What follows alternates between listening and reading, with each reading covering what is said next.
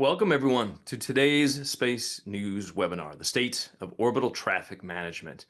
This is an important one, and I think it's sort of an underappreciated one. And to help us explain why, we've assembled what is just a truly exceptional panel, and it's my privilege to introduce them. I just want to get right into it. So, without further ado, a retired Brigadier General now at the RAND Corporation, Bruce McClintock.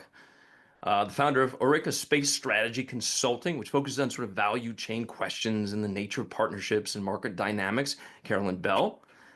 Principal at RDB Space, who brings quite a bit of chops from the Office of Space Commerce, Richard DalBello, and Chief Scientist and Director of the Center for Space Standards and Innovation at Comstock Corporation, Dan Aldrich. All right, so before we get started, I'm just going to do a little bit of housekeeping here. This forum is about an hour long. I'm going to use about 45 to 50 minutes of that time for discussion. Sort of like think of this as sort of your space dinner party between experts. Feel free to just sort of to jump in to have conversations. You don't necessarily need my permission to do so. But the last 15 minutes of this conversation I'm going to use for Q&A from the audience. So make sure to for those of you watching in attendance, make sure to put your questions in the chat. Don't wait until the end. I'll get to as many of them as possible, and then we'll be off to the races. So that's it. That's really it. So I just want to get right into this because, sort of time is precious on a topic as rich as this one. Richard, we're going to start with you. I was hoping you can kind of give us a little bit of a state of play here. How the space domain has sort of evolved over the past 5 years in terms of just like pure assets that are up there, where it's heading. But also, I want to stress this point in terms of the potential consequences of getting it wrong, because I do think this is something that's maybe not fully appreciated, and just in terms of how much getting it wrong can affect life here on Earth. So, Richard, floor is yours. Great. Thanks for pulling together such a great panel.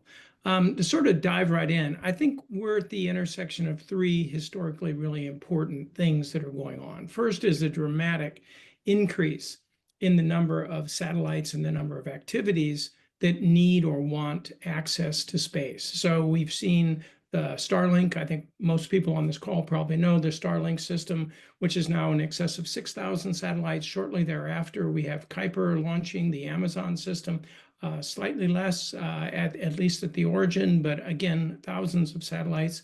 We have two Chinese systems, a European system, and systems that have been announced from other countries.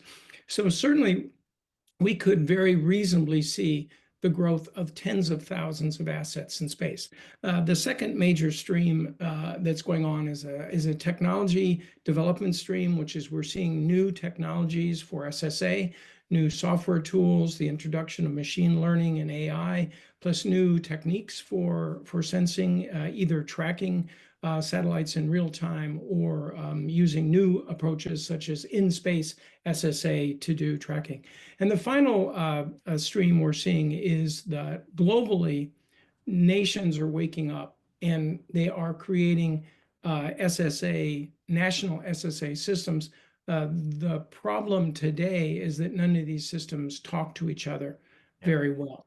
And so we have these three dynamic things happening at the same time. So it can be a little bit confusing and overwhelming. The reason that this matters is that unlike in the ocean or in the air, when there is an accident, the environment doesn't clean itself up. So a debris accident in space or a satellite explosion, as we've seen recently, the debris may last, depending on which orbit it's in, from a few years to hundreds of years. So those debris clouds, we can manage them, and we are managing them today. But if we aren't careful about the stewardship of this environment, we can potentially create an environment that is simply not useful for exploiting commercially and scientifically. And I think when we talk about that, we talk about sort of the market dynamics also of this. I think that's a big portion of this. I mean, just saw the geomagnetic storm with Gannon and how many millions of dollars that created in terms of disruptions. But that's just a national occurring phenomenon. I mean, Carolyn, you're you have a sort of a market eye on this, but you also have the perspective from a partner perspective. So when you sort of look at those two sort of interacting dynamics, both sort of the nature and the market surrounding an increasing launch cadence and increasing deorbiting cadence, but also just the need, as Richard mentioned, in terms of just partners who data share and communicate with each other. Where do you see this as sort of like where do you see the principal challenges, I would say, when it comes to this kind of sort of space traffic control?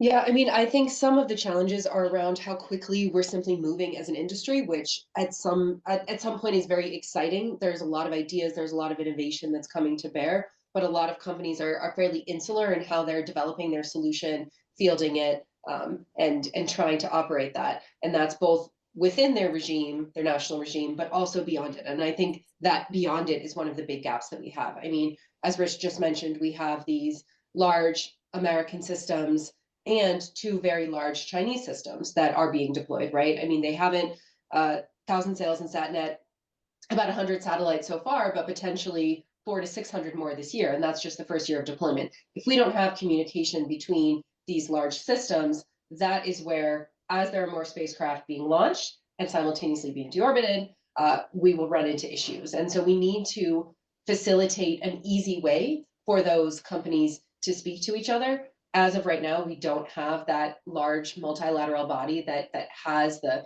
power, the influence to be able to do that. And I think that's one of the challenges is we're really at the moment placing the onus on companies to be able to do that, that communication around avoidance maneuvers on their own versus having something that's more established for them to lean into, which is not only a cost to them, but also it leaves a gap as to companies making different choices as to how serious they see an issue, how much they want to engage, how much they want to lean forward.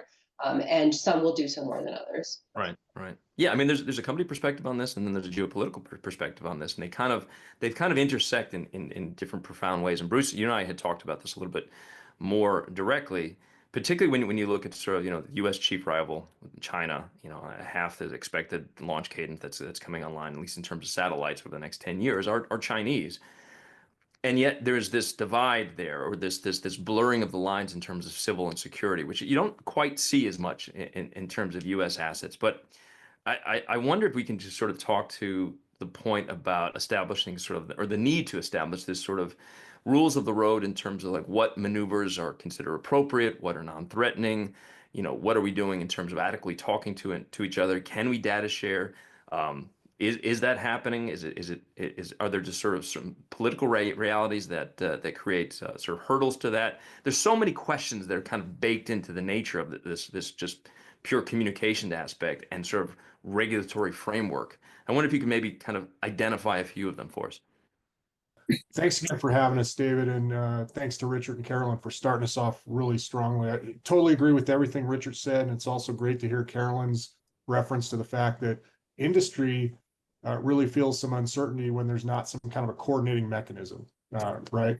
And so there's industry considerations at play here. There's national sovereign interests for a variety of different nation states at play here too. But all of this points towards the same kind of trends that we've seen in other domains, right? Like Richard talked about, space is different when it comes to debris because it's long-lived. That's certainly true. But we've seen the development of coordination mechanisms and processes in other domains like the maritime domain, the air domain, and even other non-traditional arenas such as SWIFT banking systems, where you find sovereign interests can be balanced against commercial interests and public good in a way that is necessary for the long-term sustainability of a domain or an enterprise for operating.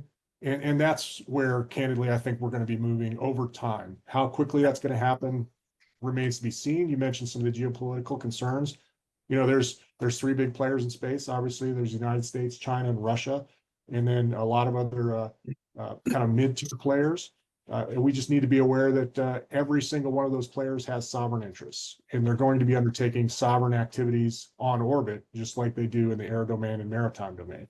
So there will never be, it's unrealistic to think that there will be 100% transparency in any domain, let alone space. All right. And there's much less transparency in space right now.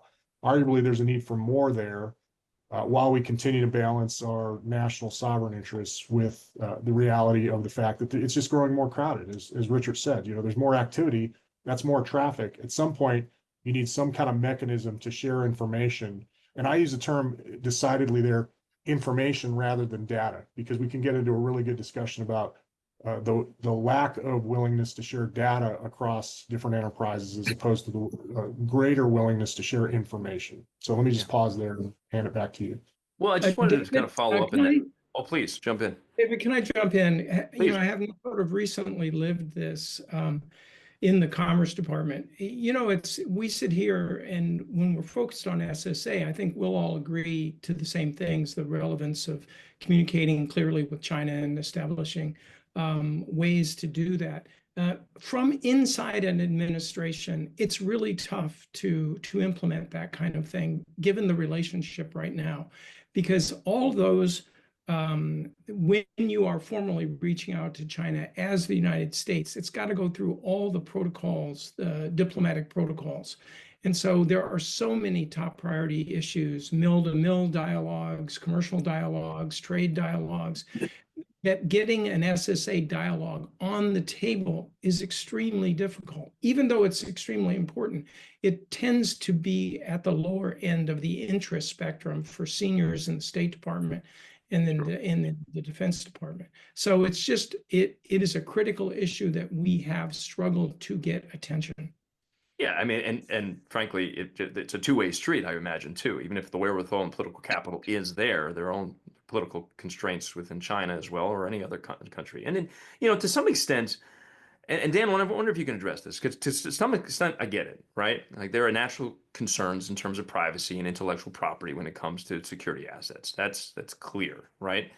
But it seems in some cases that we're in a position in which there are certain cases where we're just globally, there is just not an acknowledgement of assets that are clearly there, that relatively everyone can see, within reason here. So, like, paint that picture a little bit for us, and then talk about, because I think this is really fascinating. Talk about sort of the risk threshold when it comes to things like collision avoidance and where we're not at today, let alone where we're going. Yeah, great question. I do want to foot stomp before diving into that, Bruce's comment about using the word information instead of data. Today we have data that's falling on the floor, but the processing of that data to get positions for objects is critical. So that's information.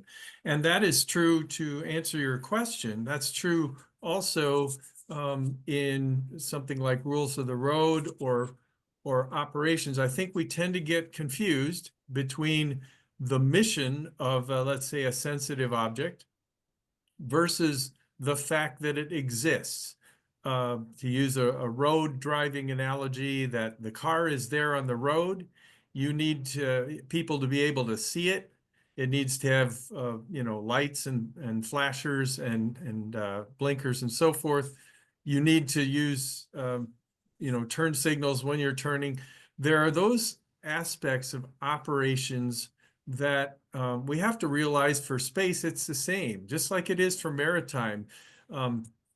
There are rules of the sea in terms of who needs to maneuver, and it needs to be the more maneuverable object. But if they do a maneuver, it has to be a maneuver that's big enough that the other guy can see that you maneuvered. Right. So there's this element of needing to be transparent, and I hope that we can evolve our norm for, let's call it, unannounced satellites that, like Luch and so forth, that we can bifurcate this notion of a sensitive satellite mission from that sensitive satellite existing. Yeah. I mean, and you and I have talked about sort of this 1 in 10,000 variable risk threshold. Mm-hmm. And I mean, speak to that a little bit in terms of if it's being met, where it's being met, how much it's not being met. Yeah, you asked earlier, you know, what is the risk in space? And the fact is we're living in sort of rarefied statistics. So for a single satellite, or in some cases a single satellite operator, their satellites or satellite systems, the risk is still small. It's small in comparison to some of the other risks that that operator faces. But when you take the whole active space population in its entirety, that risk, you know, aggregates together to a substantial risk. And the Iridium Cosmos collision, that would have a risk of, you know, 1 in 10,000 or so. Had we used better data, we would have seen it was more like 1 in 1,000. Yeah. This But collision, by the way, just for context, was considered a little bit of a turning point in terms of the realms of space debris, which is related. But I mean, these are some of the yes, consequences we're talking about. that's right. And thousands of debris fragments were generated from that now the whole community needs to live with. I liked Richard's comment from the get-go that if air traffic and a collision in the air had the same impact of space, where fragments are now hovering above Minneapolis or something, we Right. would be viewing air traffic control in a much different way. You know, So talking about the community, Carolyn, I wonder if you can kind of jump in here a bit here with regard to how the community is looking at this, how commercial partners are looking at this in terms of your dealings, in terms of, you know, consulting and elsewhere. Like, what are sort of the principal, not only concerns, but just, you know, I would imagine that companies are saying, you know, how do we lower our risk threshold here? I mean, we can do things in terms of shielding, in terms of designing proper missions, but at some level, this is beyond the scope of a single company. Well, ultimately it is when you look at it at the system. So I love what Dan was just saying about the difference between, you know, a risk to an individual satellite owned by an individual company may be very low. They may choose not to do anything to mitigate that risk. That might be within their acceptable threshold, even though it is very problematic for the system at large. And that's where we run into this issue of not having a broader level of coordination, because companies will act in their own best interest. They will act in a way that improves and enhances their bottom line. And so for them, a maneuver where it might not be warranted can draw down propellant. It can take you outside of, you know, where you're servicing customers, potentially have an impact on that. So for them, they would rather not have to do that if the risk doesn't justify it, even if it benefits the system at large. And so that's where, you know, when you rely on companies to be making these choices, you are going to have an potentially not the response that the system at whole would benefit from. Right. You know, what I've seen in the last few years is that there have been efforts, I have been part of them, I have seen them not work, of really trying to appeal to the better angels of these companies, of saying, we all Why rely haven't on they worked? Let's get into that. Why haven't they worked? You know, I think ultimately they haven't worked because the companies don't see the benefit. When they're looking at they're looking at the near term, right? When we talk about space sustainability and having long-term access to space, that's very much a long-term vision, and it requires fairly all space players to play ball. So when an individual company is looking at that situation where they say, if I make this choice that maybe hurts me in the near term and may or may not benefit me in the long term, the math just doesn't add up. Maybe they're looking at, you know, the next fiscal year, maybe they're looking at 5 years. It depends on their financing, it depends on their customers, it depends on a number of variables. But ultimately, you know, if they don't see that near-term benefit, they don't want to take the risk, especially if others aren't, and if it might have a competitive disadvantage that comes with it.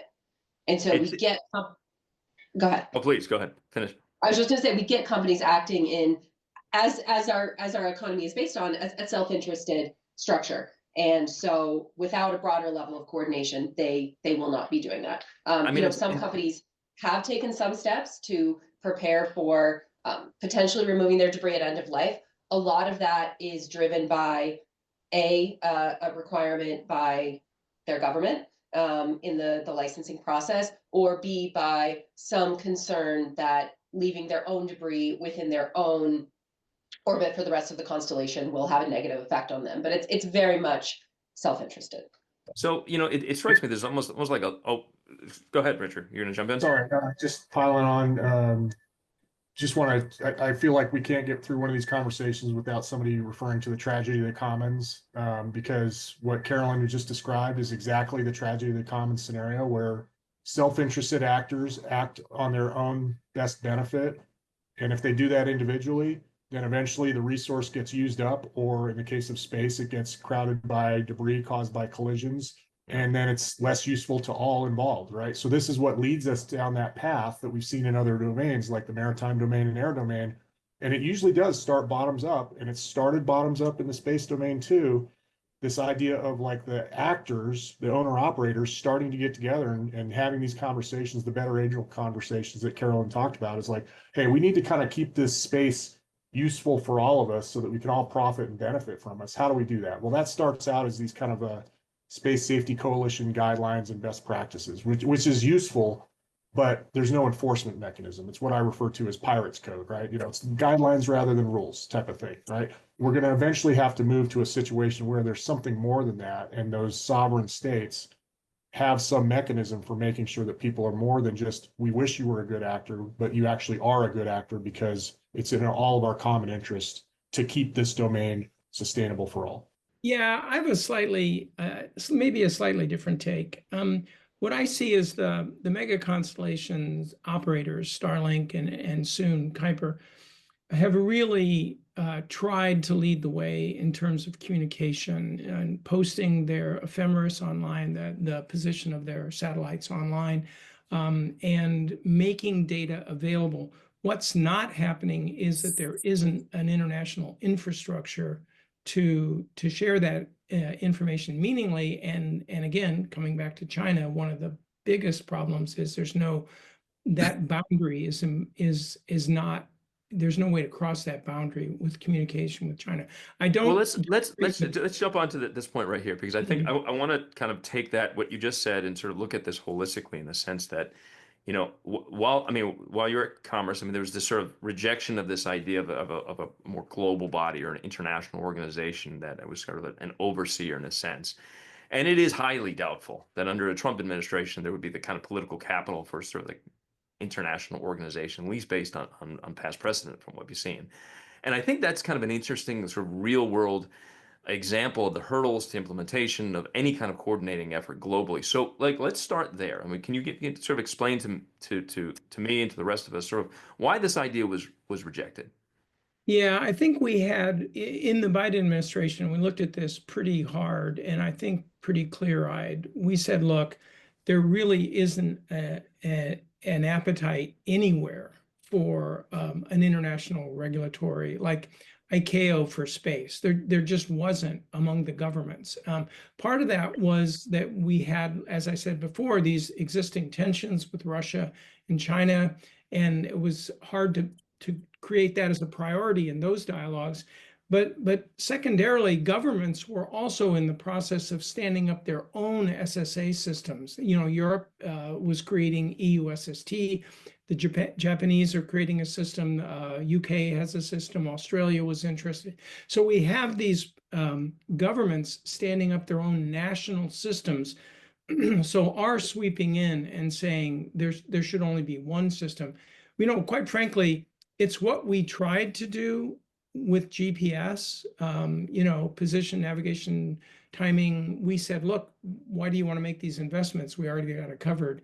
And the rest of the world said, no, thank you. We're going to go our own direction. Right. So we just basically said, look, right now, there may be a future time when we coalesce. It may look like WMO, where you have a sharing of information from different systems, World Meteorological Organization. Or it may look like something differently, but today, you know, the best we think you could do would be to have protocols for sharing some basic information. But I guess then the question then becomes, I mean, is the emergence of sort of bifurcated systems globally, you know, posing real problems, or, you know, at least leading to positions in which you can have collisions, or you can just at least, at very least, have tensions internationally? I mean, Bruce, you and I have talked about, and I hope you can maybe kind of elaborate a little bit this on this, sort of the discrepancy and kind of brouhaha that was between Russia and Indian assets. You can look to Starlink in China, and just sort of the importance, perhaps, when we have not only these sort of remarkably different interpretations of what constitutes risk and the thresholds for them, but the importance perhaps of real leadership here, and in this case, real American leadership. Um, and so I guess that question of leadership is sort of the front and center of this.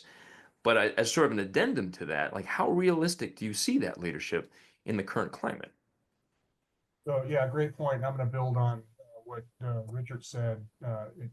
Just to be very candid about it, where we are right now is untenable, right? So literally, we have situations where you mentioned two examples that we talked about earlier. I call it Starlink versus the Chinese space station, where there is space traffic coordination going on via diplomatic note or note verbal between China and the United States, and Starlink is submitting their information to the State Department and then expecting some kind of coordination. That's like the equivalent of an international airspace.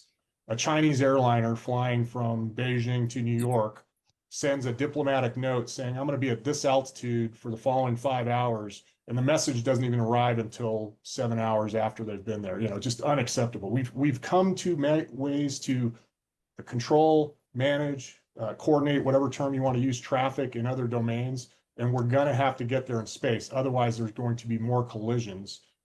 So there's a lot of useful articles out there on what I refer to as Starlink versus Chinese space station circumstance from a couple of years ago. And it's not just about the US and China. I mean, there are other examples that we talked about.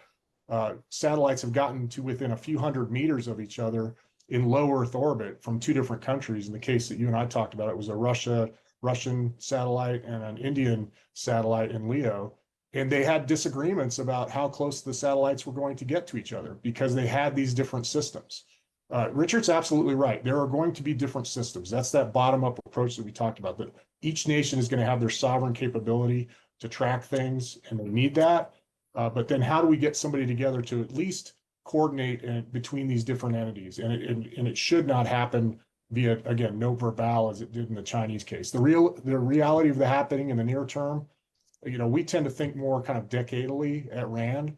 So we looked a decade out on this problem. And even during the previous administration, Richard and I had some conversations about this before when we released our report on this subject. It's going to take time.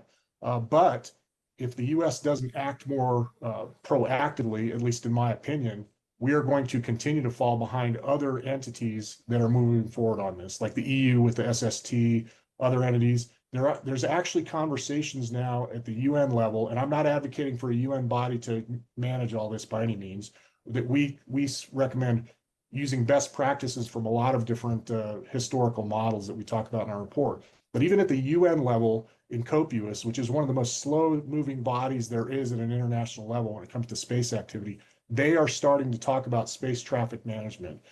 So if they're talking about it there now, it's been a conversation for many decades, but it's actually opening up a little bit more now because of the urgency of the issue.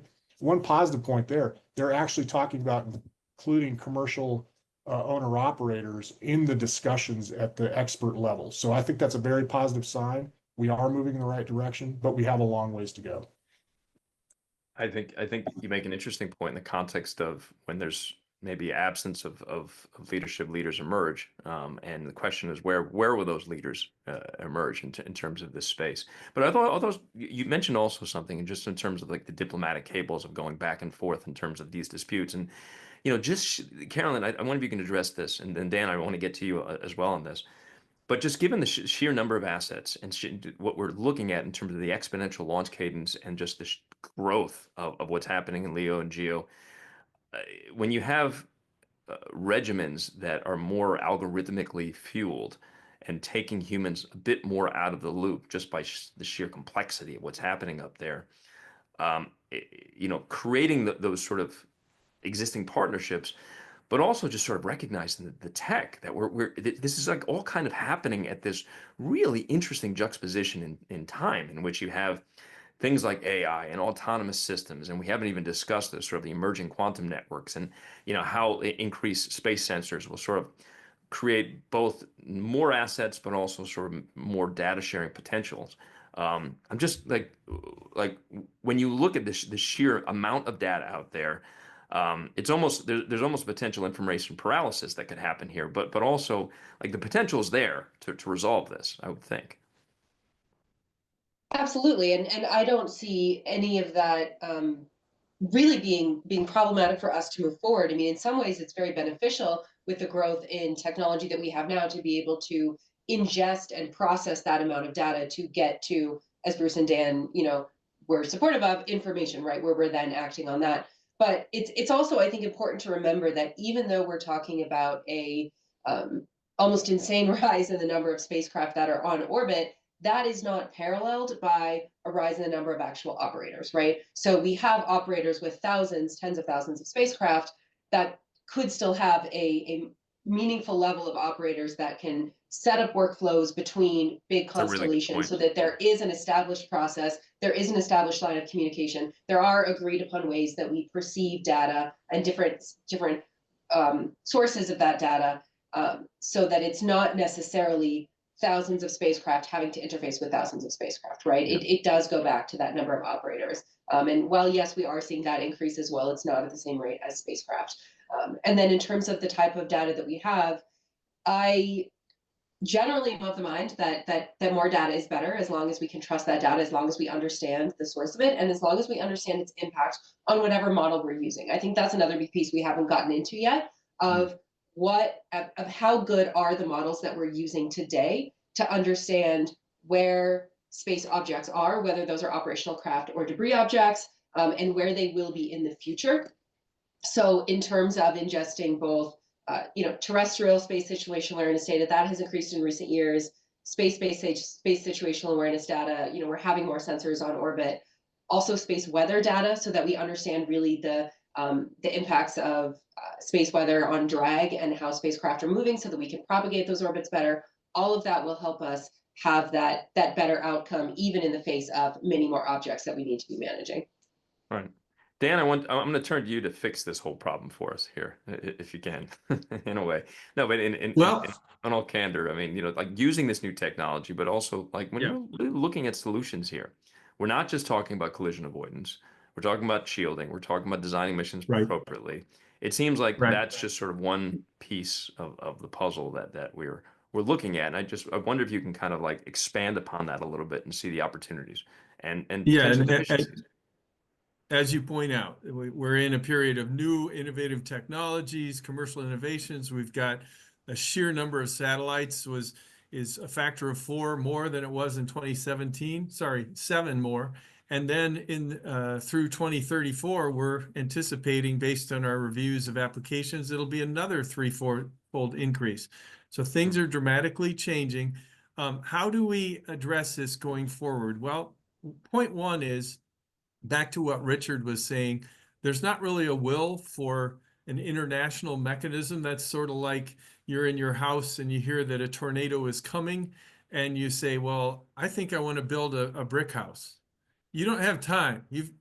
And so there are short-term approaches that can holistically be pursued, which include entities like the Space Data Association, obviously the track system that's being assembled, the EUSST.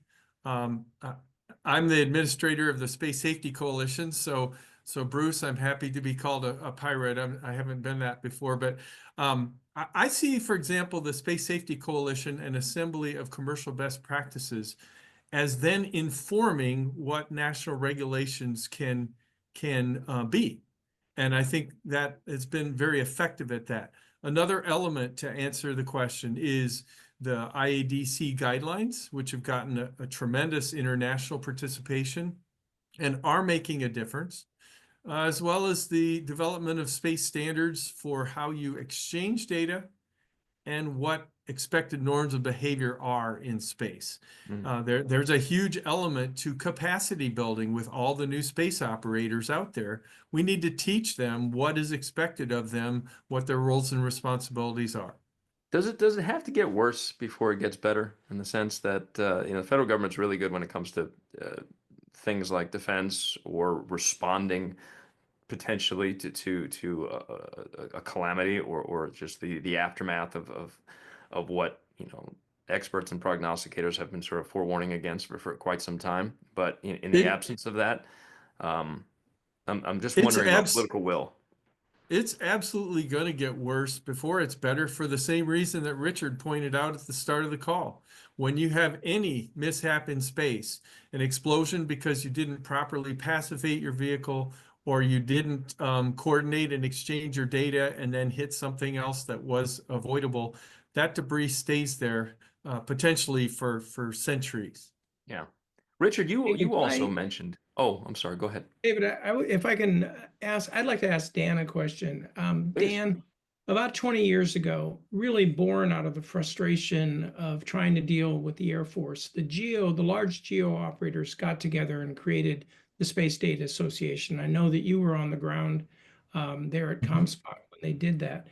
And they really revolutionized how large operators talk to each other.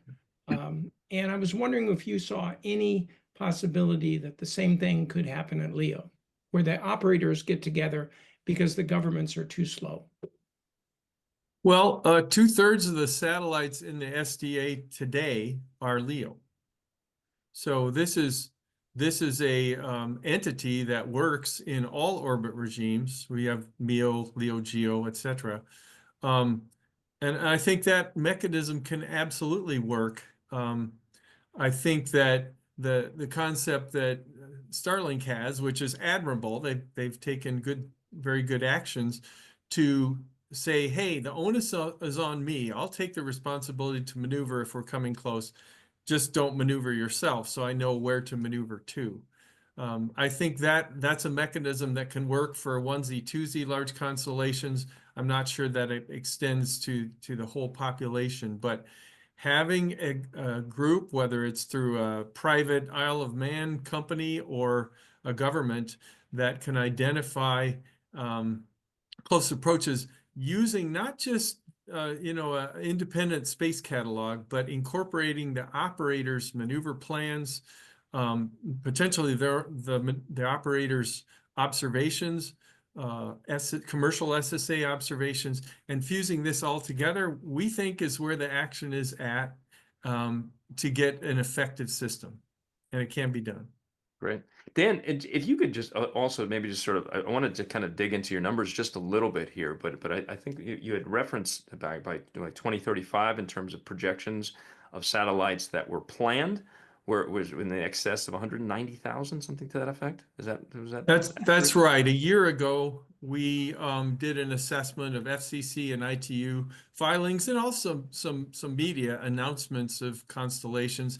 Did our best, and we found that between now and 2034, satellites in the neighborhood of 191,000 have been applied for. That is an astounding number. Now, I mean, even if only 10% of those came to fruition, it's still a tripling of what existing numbers are out there. Exactly. So that's a combined factor of 21 over where we were in 2017. Yeah. So, this is sort of like the analogy of, do you need laws for driving in the Australian outback? Well, no, because there's nobody out there. All due respect to Australia. But if you get into the city of Sydney, where we'll have the IAC next year, you absolutely need those rules, and you need effective rules. I can't stress enough the accuracy we're assessing in the today's free-to-operator products is insufficient for the way operators are using that data to decide whether to maneuver or not. And oh, by the way, half of those planned satellites are coming from China, which actually kind of leads to a good point or good question for you, Bruce, in the sense that, and Richard as well. I've talked about what this potential American Iron Dome shield might look like. There's sort of a missile defense in some capacity that we've seen over the years in Israel. Just the sheer scope and complexity of this would be far different, one would imagine. But you already start to see contractors sort of lining up for a shot at the pie here. And I kind of wonder in terms of what that means in terms of the changing dynamic of orbital traffic management, but also like the difference, and we talked about this a little bit earlier, the difference between civilian assets and security assets when it comes to this sort of nature of transparency, irrespective of country, really. but just, there is a difference between Starlink and Starshield, admittedly, and how that manifests in terms of what we're talking about today I think is pretty profound. I'll offer a few brief thoughts, and I think you wanted Richard to weigh in too. But first, let me back up a bit. So, Dan, I wasn't referring to you specifically as a pirate. So, I'm actually an advocate for the Space Safety Coalition's best practices and guidelines, but there's no enforcement mechanism, right? So that was the Pirates Code comment. But we have to start somewhere, and that's the place we start.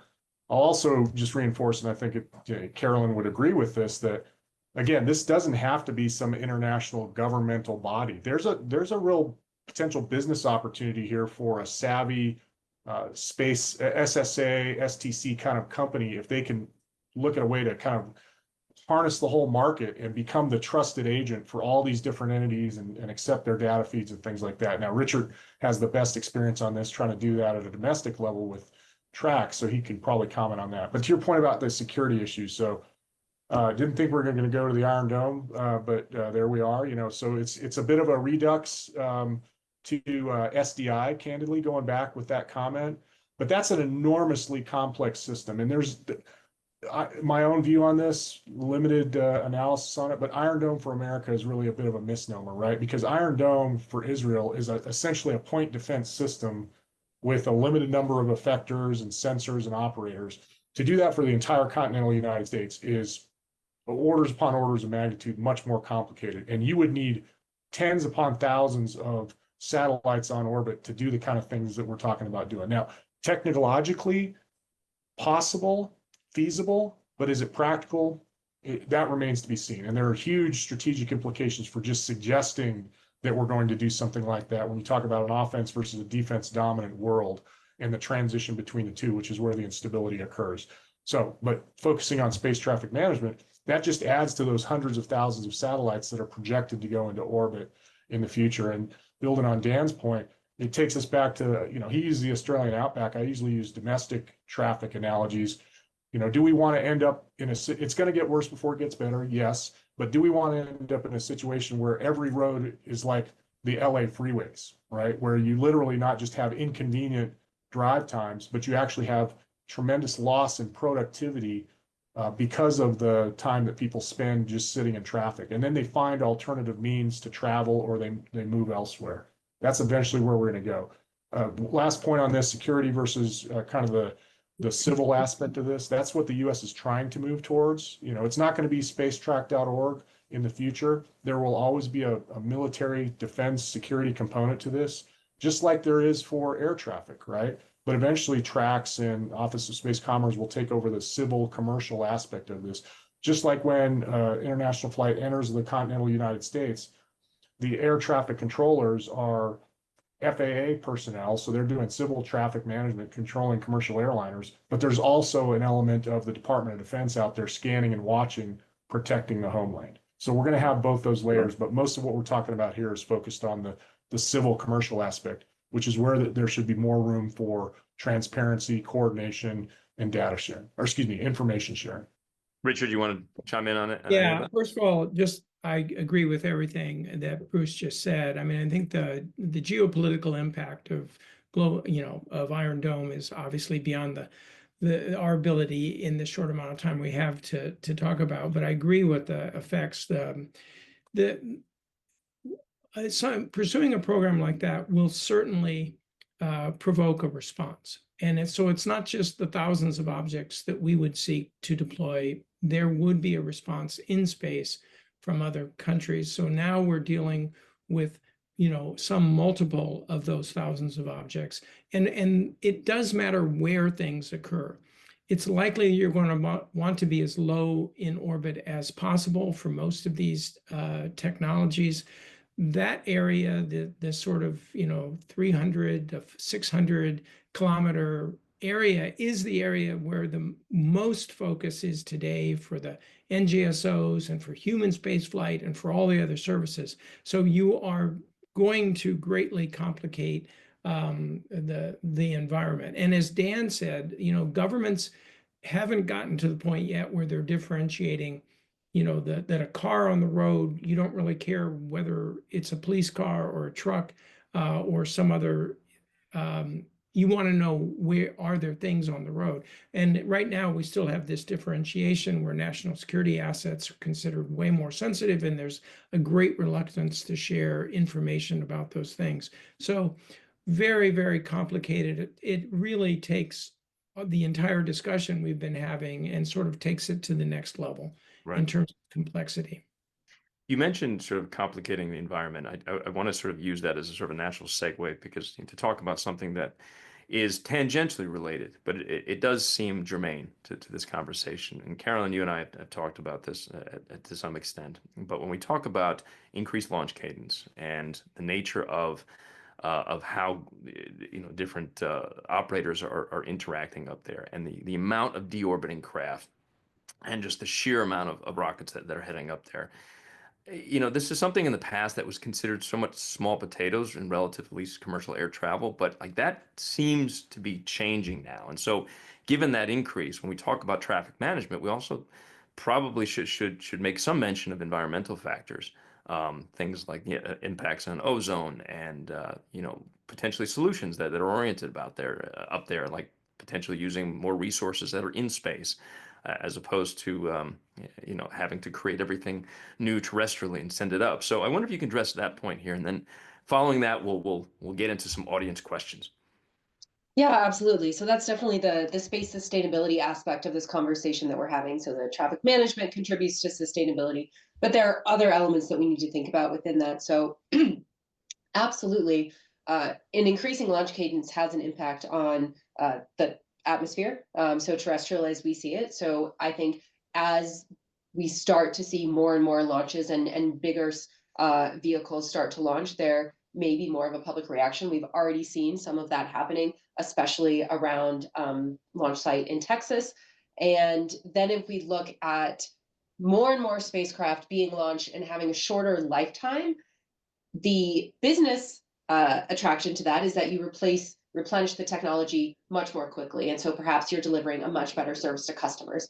But the consequence is that all of those spacecraft, all of the metals, the materials that are in those are being deorbited. From a space sustainability standpoint, the community has long thought, yes, the right solution is to deorbit those spacecraft at end of life. We've seen this move towards a 5-year deorbit timeline post end of life, which from the debris perspective is good.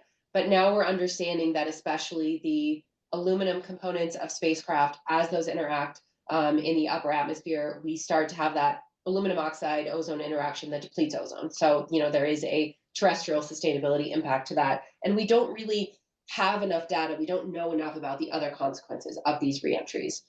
I think we might have lost Carolyn. Where those assets are being recycled, reused, and created into a new sense of value, so that you're not throwing away value, you're turning it into something new. That adds another layer for space traffic management, right? We have to figure out, where do we park those retired assets until they can be recycled? Where are we going to place those? How do we have control? How do we hand off ownership of those? It's a whole slew of other questions. That's a separate webinar, but it is an exciting opportunity for us to look at. Instead of a problem, could there be an opportunity there? I almost see this entire conversation as like a tree structure, where there's like all these different branches of different conversations that could be had here. But the ozone one is a really interesting one, just in terms of not only that, but just the nature of ozone depletion, or addressing that, has been considered sort of one of the few success stories in the environmental space. And so questions about undermining that progress are real. Okay, I'm going to go right to the audience questions here in the remaining like 11 minutes that we have. This first question is an anonymous attendee, but the question is again sort of tangential to the nature of traffic management, but it has to do with debris removal, and sort of wanting to know about the incentive structure. Or many startups are sort of working on this problem, but like defining the market is essentially difficult without an incentive. And so like I'm going to open up this up to the panel here, but like what might anyone here see as a potential sort of catalyst for creating that effective demand? Well, as a ex-govy and regulator, You know, when governments want people to do things, one tool they use is they mandate it. Obviously, I think we're all aware that that tool is not going to be the go-to tool for this administration.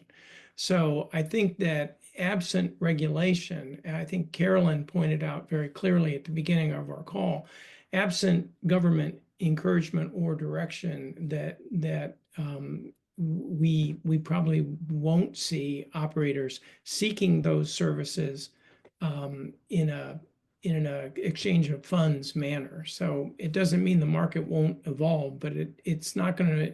But the demand signal is very low right now. Carolyn, if you want to. No, exactly that. I mean, I think at the moment, the risk to operators of leaving their assets in space at end of life is not significant enough for them to have an exchange of funds action to resolve that. Now, you know, what you raised earlier about will everything get worse before it gets better? Could that drive demand? Absolutely. I would hate to see it come to that, but it may do. You know, what that leads to one of the questions a journalist on the call had asked, sort of an open-ended question in terms of how bad do things need to get before I mean, this is sort of a provocative, sort of open-ended structure of a question, but it's interesting to kind of think about it in the scope of what we might be looking at.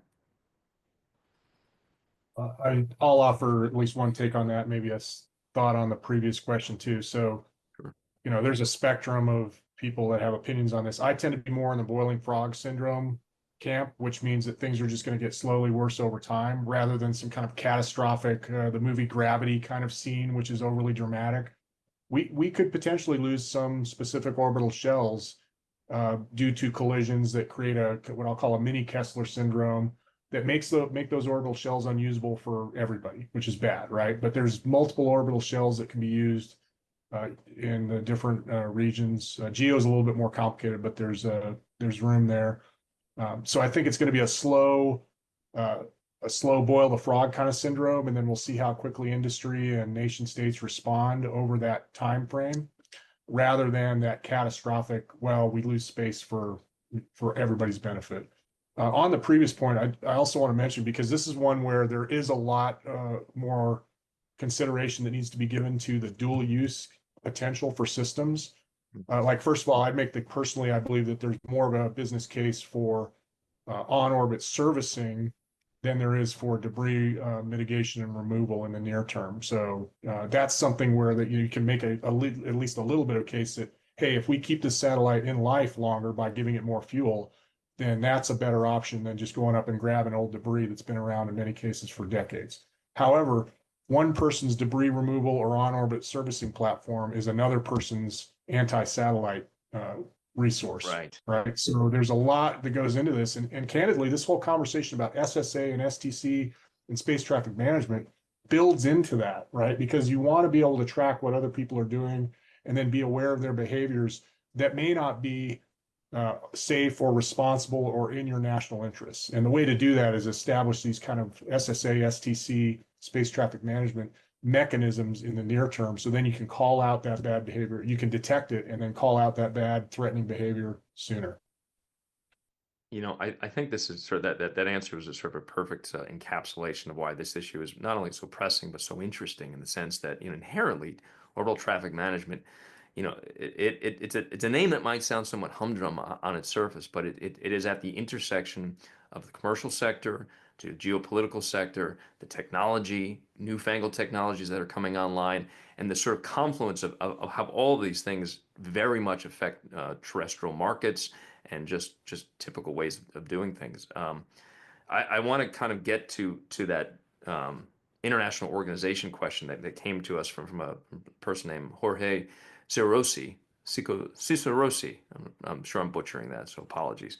But the question essentially like points to the growing number of satellites launched in LEO, and if we were to sort of move towards solutions, even in incremental ways, this year, what is sort of among the more pressing actions that sort of needs to be addressed, or at least needs to be looked at in terms of a broader national or, you know, multinational kind of approach to this growing question? If I I'll could, on that. I mean, I think when we looked at the problem, we said, we looked at, the growth in traffic. We looked at the fact that government SSA systems were being built around the world that couldn't talk to each other. And I think as a first line response, our vision was, well, let's address that problem first. Can we create basic information sharing, even if it's really fundamental, like, I see this conjunction. Do you see it? Yes or no? Are you moving? Are you taking action? It is conceivable that you could put in place without needing the infrastructure of an international organization. It's conceivable that you could put in place the automatic ability of nations to exchange information and that would dramatically increase safety if you took that step alone. Hmm. Anyone else? Dan, I think you were going to chime in. Yeah, for one thing, the metrics and thresholds used by operators to decide whether to maneuver or not, getting to Richard's point, they're different. Those metrics and thresholds are selected by the spacecraft operators.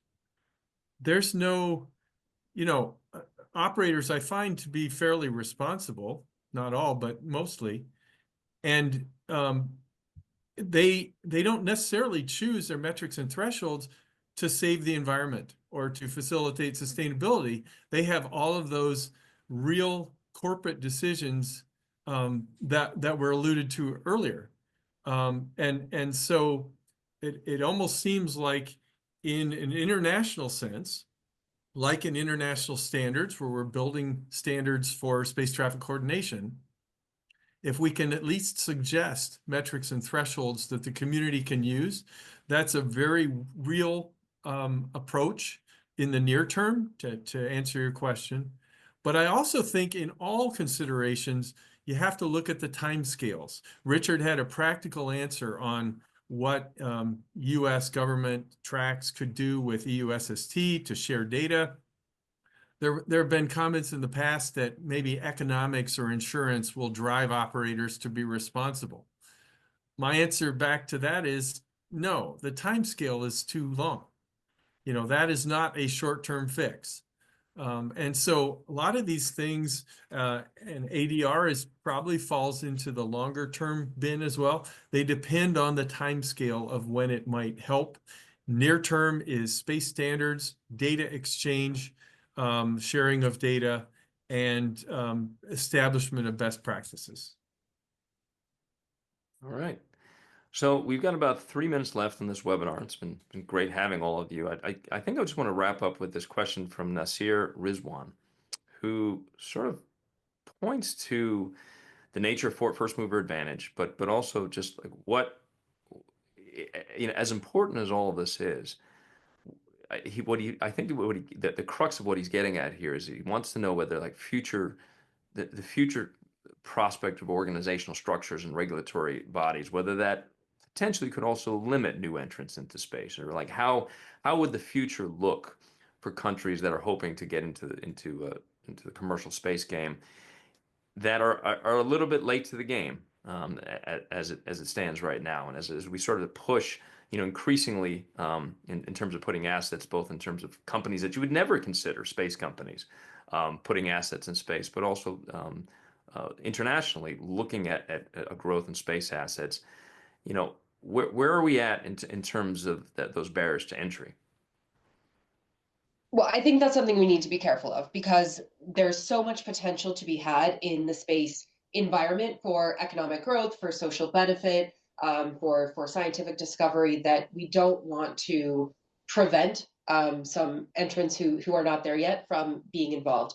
So we need to be aware of that. But that, I would say, is an even stronger argument for why we need strong space traffic management and why we need more sustainability in space, because it does enable more potential users to be in the same environment simultaneously, and enables those, potentially late to the game players to still have an environment that they can use. So we do need to have that stewardship. And I would say not only for companies and countries that haven't been a part of it yet, but also for generations to come. There is so much untapped potential in space that we need to access. And, as costs are coming down, as technology is advancing more rapidly, as more people are being exposed to space and as you can do it on a shorter time cycle, it really lends itself to more innovation and more people being involved in space, which I think is terribly exciting. We just can't destroy the environment before we let them have their chance. Dan, you seem like you want to have the last word here. Oh, I can. International standards and data exchange, I think, are prime here. I'm a huge fan of capacity building. If you look at the Outer Space Treaty from 1968, there are a number of countries that never signed that because they weren't operating in space. So, there is the need to continue to pull new countries aboard these best practices, whether they be in the SSC, the Space Safety Coalition, or ISO standards, or UN treaties. I think the question in the chat is very important, and we have to not leave new space entrants without knowledge. The new Space Actor Handbook from Secure World is a prime example of something that people can do to help educate. Right. I think that is a good place to leave it. Dan, Bruce, Carolyn, Richard, thank you so much for joining us and giving us this hour of your time to talk about this all important topic. And thank you for everyone who was in attendance and providing some of those questions in the chat. Sorry I wasn't able to get to all of them, but we tend to do these forums a couple times a month. Also, just sort of for your awareness, Space News has a relatively new podcast called Space Minds. We've had figures like Peter Beck of Rocket Lab and Cam Gaffarian of Axiom Space. And this week we have Lee Rosen, who is a former SpaceX VP of Launch Operations, who's now the founder or co-founder of Think Orbital up there in Colorado. So from all of us at Space News and for all of us in attendance, I just want to say thank you and certainly tune in next time.